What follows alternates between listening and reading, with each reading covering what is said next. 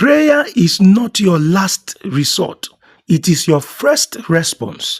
Most men pray when everything has fallen apart, but the men who change history are the men who pray before anything falls, because they understand that prayer is not emergency response. It is war strategy. Mark chapter 1 verse 35. Now in the morning, having risen a long while before daylight, he went out and departed to a solitary place, and there he prayed. The night before Jesus chose his 12 disciples, he prayed all night. Before he fed 5,000, he gave thanks. Before he raised Lazarus, he prayed.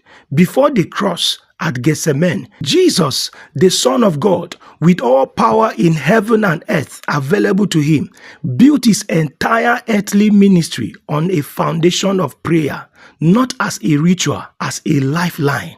If the Son needed it, what does that say about us? E.M. Browns spent the last 17 years of his life rising at 4 a.m. every single day to pray until 7 a.m. before doing anything else. He wrote 8 books on prayer, every one of them soaked in the conviction that the church's greatest crisis was not a lack of programs, talent, or resources. It was a lack of prayer.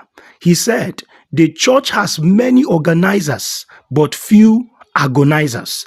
Many who pay, but few who pray.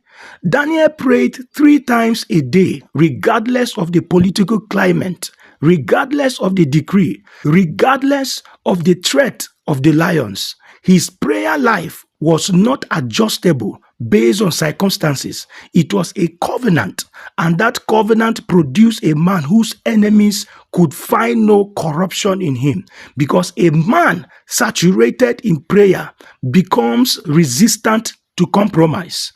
The enemy knows that a praying man is a dangerous man, which is precisely why he works so hard to keep you busy, distracted, and too tired to pray. Every notification, every urgency, every demand on your time is competing for the one thing that would make you most effective against the kingdom of darkness. Prayer is not preparation for the battle. Prayer is the battle. Everything else is just mopping up. Restructure your day today so that prayer comes first, not after email, not after social media, not after breakfast. First, even if it is 15 minutes, guard it like your most important meeting, because it is.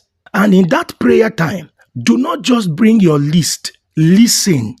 Tarry. Let God speak back. The men who change nations are the ones who talk the most at God. They are the ones who have learned to hear from him. Make this declaration with me. Prayer is my response, not my last resort. I am a man of prayer.